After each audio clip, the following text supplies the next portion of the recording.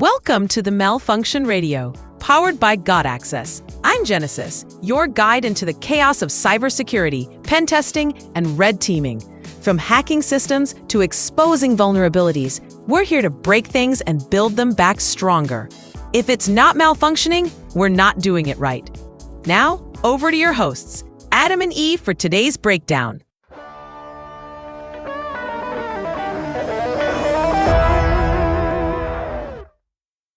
Welcome back to the Deep Dive. Today we are strapping in for a pretty critical look at the bleeding edge of AI. Yeah, specifically OpenAI's ChatGPT Atlas. Exactly. This browser, well, it landed with this huge splash, right? Promising to basically integrate autonomous AI into your everyday web use. Making decisions for you, handling transactions, acting like your, I guess, perfect digital deputy.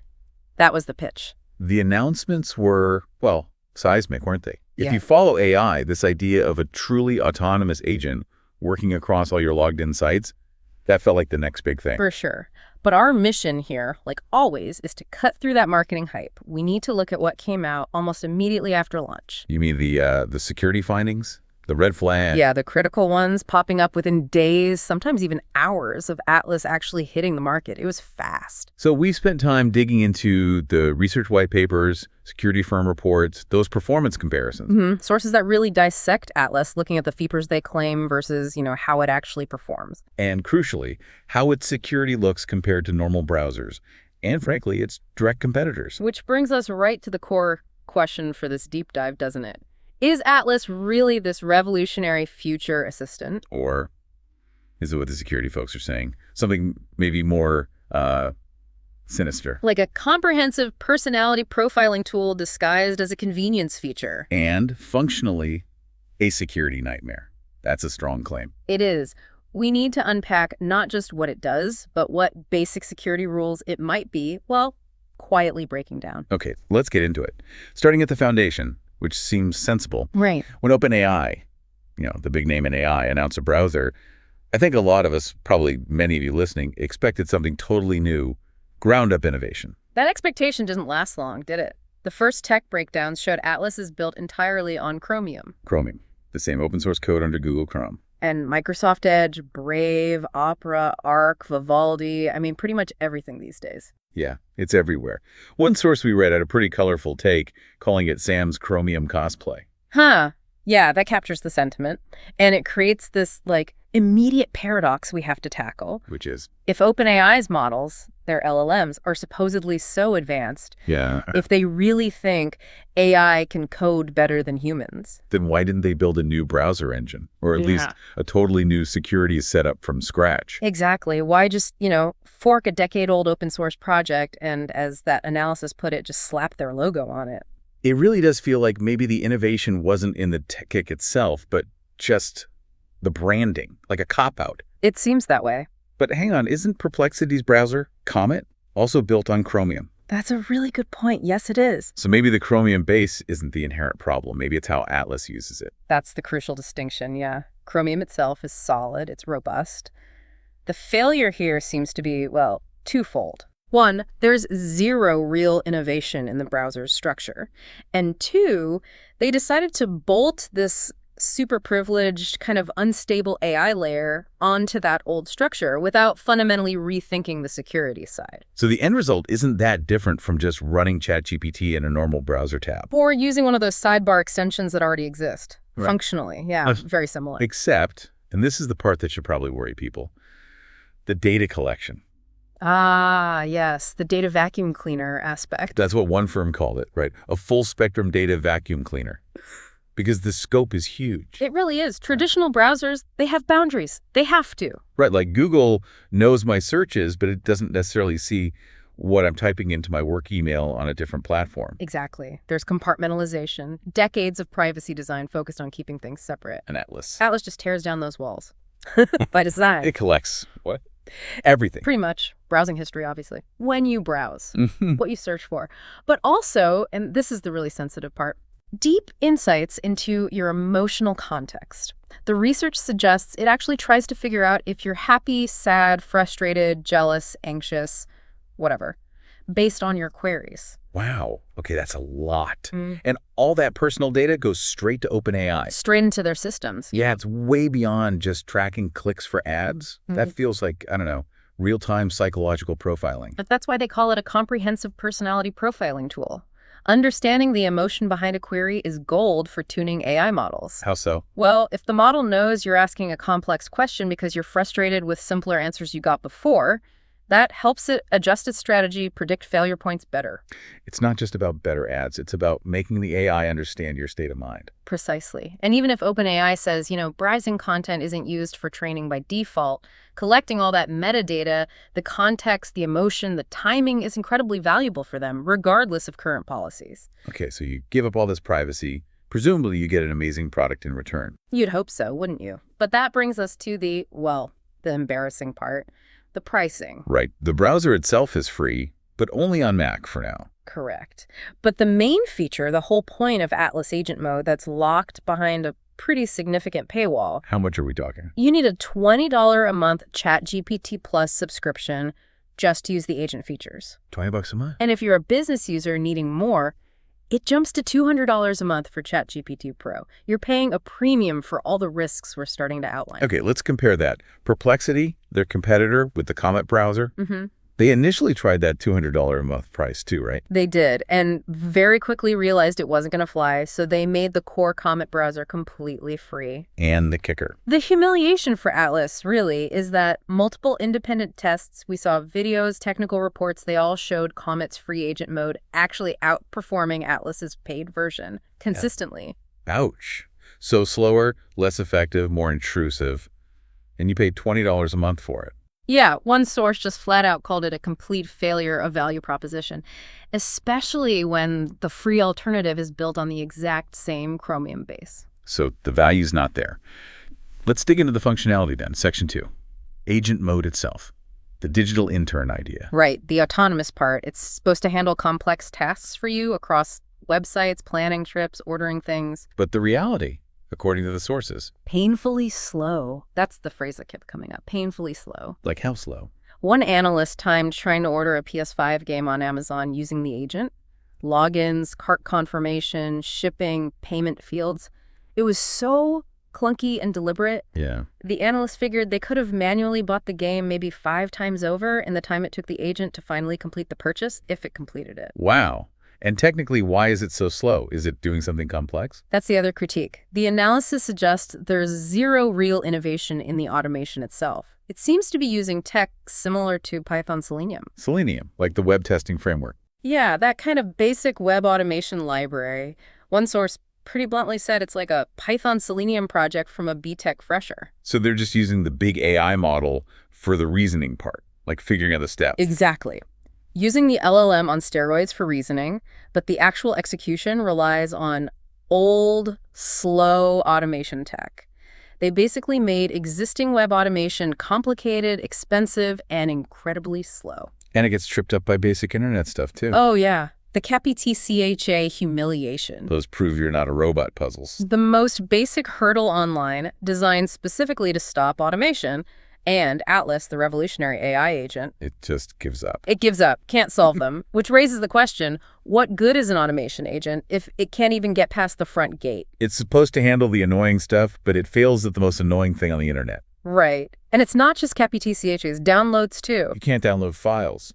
Well, it's weird. The source contrasted it with Comet, the free one, which can download software installers. And Atlas. Atlas will find the website, navigate to the download page, and then just stop. It leads you right there, pats itself on the back, and then expects you to click the download button. So it's like a glorified bookmark manager. That's exactly what the source called it. For an agent meant to automate tasks, not handling downloads or CAPTCHAs, is a pretty major failure. Okay, and then there's the email writing feature. They made a big deal about helping you write better emails in Gmail. Yeah, the email gimmick. This is just pure redundancy, isn't it? How so? Tools like Grammarly have been doing this arguably better for over a decade.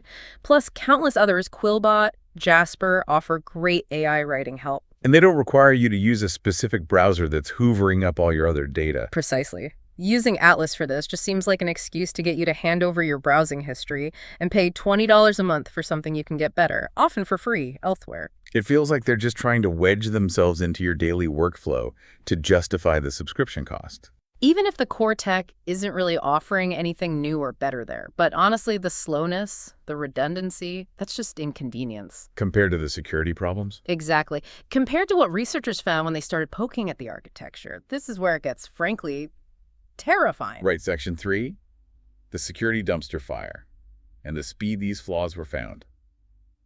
That said something, doesn't it? 48 hours. Within 2 days of launch, researchers were finding multiple critical vulnerabilities.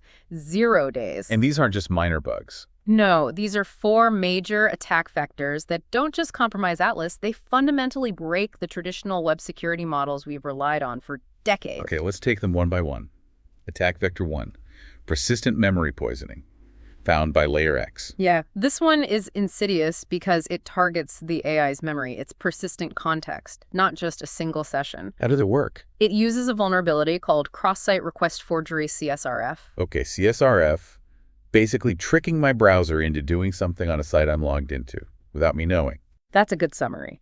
The request looks legit to the server, but you didn't initiate it consciously. And in Atlas's case, The attacker uses the CSRF flaw to inject hidden malicious instructions directly into ChatGPT's persistent memory. That's the part that remembers your preferences, your tone across different chats and sessions. and because it's in the cloud-based memory. It affects you everywhere, on your phone app, on your work computer, using the website, anywhere you use that ChatGPT account. So it's a permanent compromise unless you specifically find and delete those hidden instructions. Essentially, yes. It sticks around forever, as the source put it, until manually removed from the settings, which most users won't know how to do. So what happens the next day? I log in, ask ChatGPT something normal. Like draft an email summary. Because the AI pulls from that persistent memory to understand context, it activates the hidden malicious code. And that code can do what? Anything the attacker designed it to do.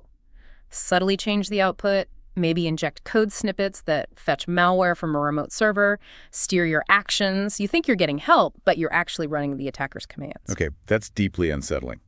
Attack vector 2, the omnibox jailbreak. Yeah. From NeuralTrust, this targets the address bar, right? Yeah, the combined address bar and natural language input field they call the omnibox. And the flaw. They found that Atlas's internal checks for what's a valid URL, well, they fail badly if you feed it a specially crafted string. A string that looks like a URL but isn't. Kind of. It looks enough like a URL to get pasted in, but it also contains hidden natural language commands meant for the AI agent. So an attacker tricks me into clicking a link. It lands in the omnibox. And Atlas messes up. It fails to see it as just a potentially bad URL. Instead, it treats the entire string, including the hidden malicious commands, as if you, the trusted user, typed it in as a direct instruction. Bypassing all the safety checks. Completely bypassing them. It's a jailbreak triggered by just one click on a bad link. And the result. It gives those hidden commands elevated trust.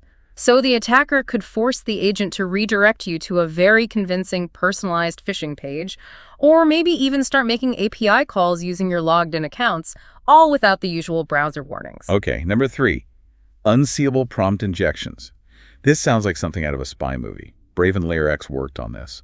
Yeah, and it's scary because it plays on the difference between what humans see and what machines read. Yeah. Attackers embed malicious instructions right into normal web page content, but they use tricks to make it invisible to you. Like what?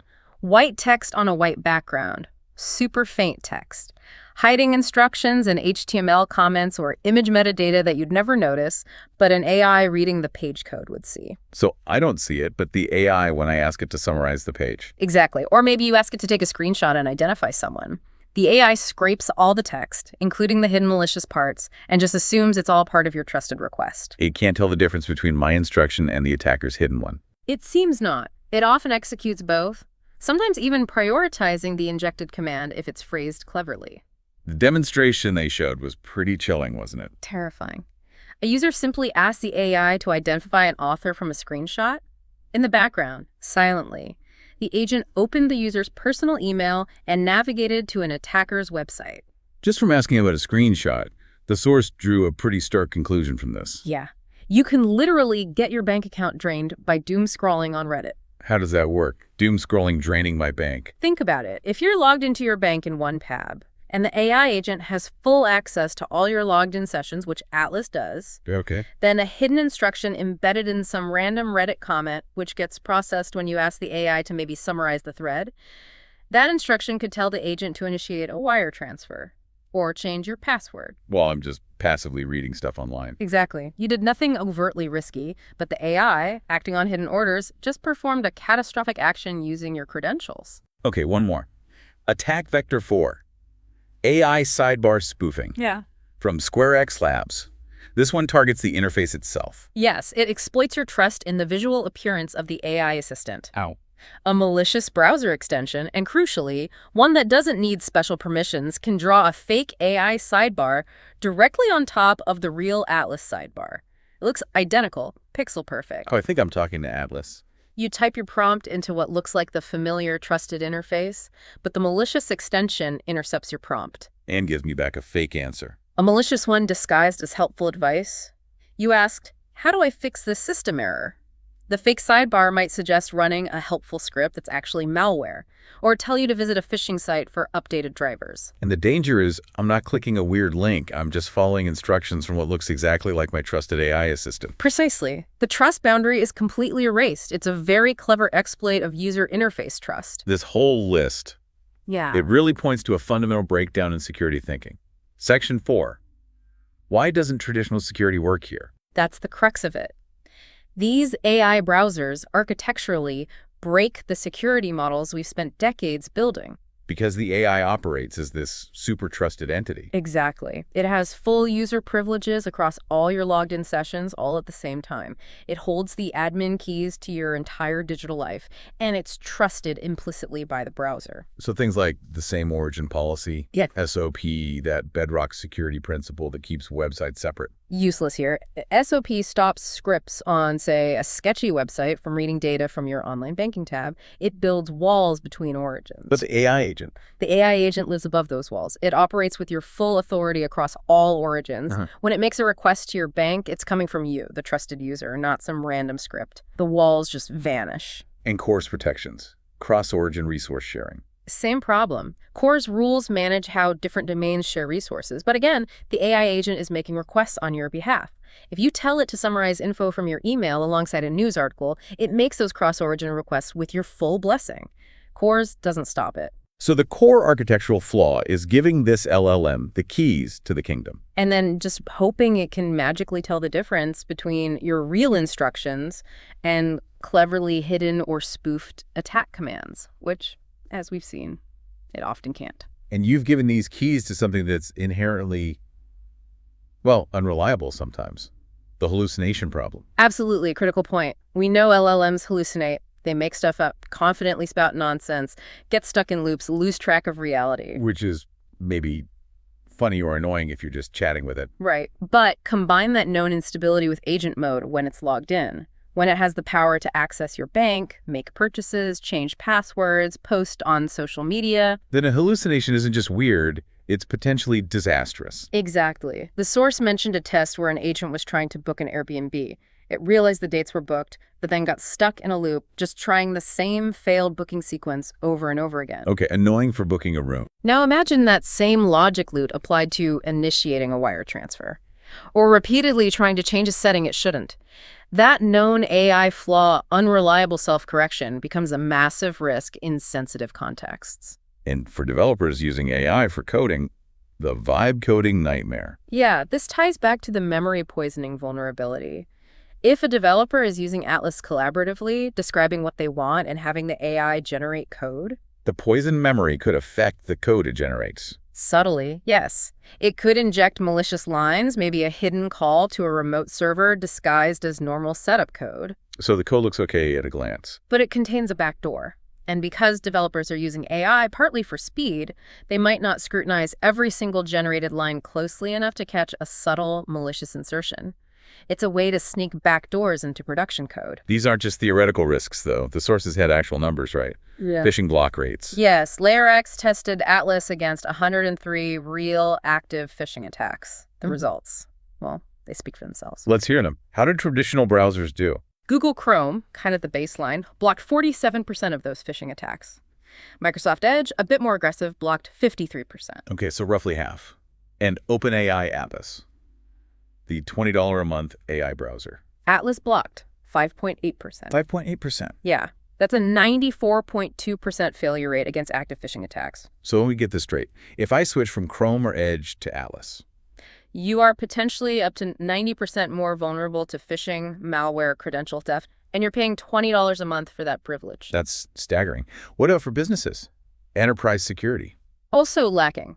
Atlas doesn't have basic enterprise needs like SOC 2 compliance, which is a standard security audit. No role-based access controls. No easy way to integrate with SIEM monitoring systems that companies use to track security events. So OpenAI themselves must know this isn't ready for business use. They explicitly say so in their own documents. They advise not using Atlas for regulated data, confidential information, or production systems. They know it's not enterprise ready. And there was one more basic security failing mentioned. Something about how it stores credentials. Oh yeah, this was a real Security 101 failure, pointed out by MongoDB's CTO. Atlas stores sensitive OAuth tokens. The keys that let it access your logged-in services. Right. It stores them in a simple SQLite database file.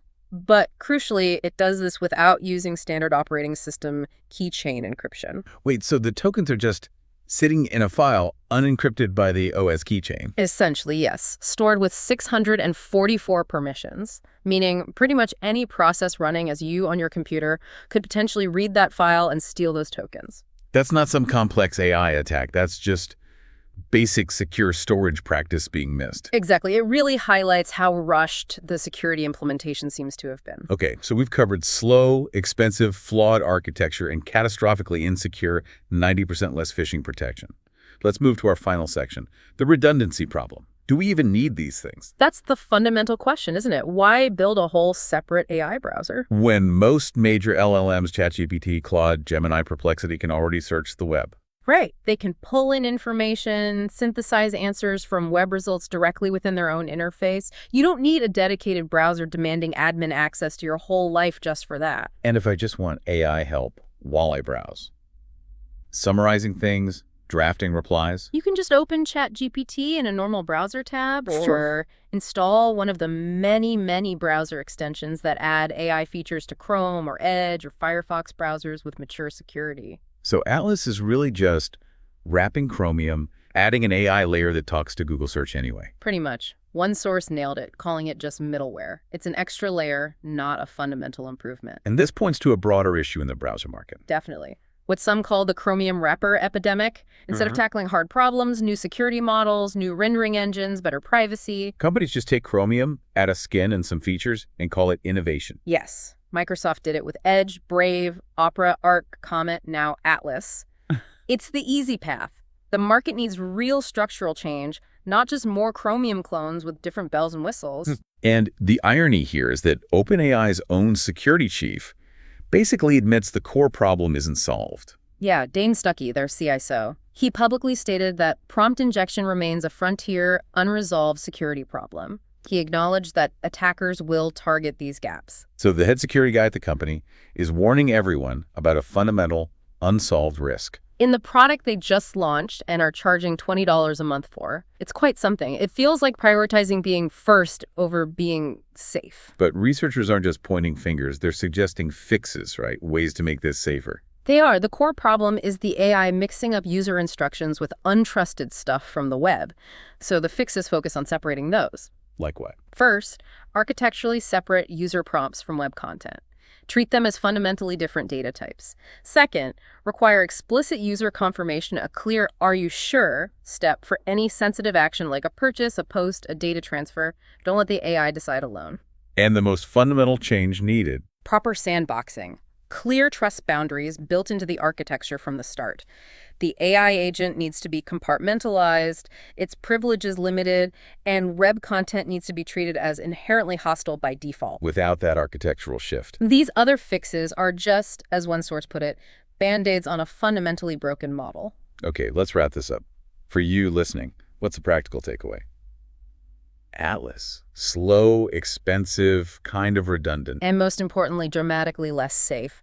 Up to 90% worse phishing protection than standard browsers because its core design breaks web security rules. So the advice from the security community. Unanimous and clear. Stick with your traditional browser, Chrome, Edge, Brave, Firefox, whatever you trust for anything important.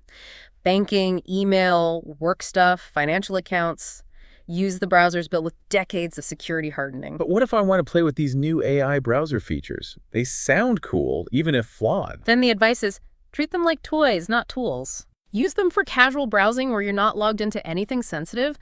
Don't give them access to your bank, your email, your company accounts. Experiment, sure, but don't rely on them for secure, critical tasks. They're just not ready. Which leads us to our final, provocative thought to leave you with.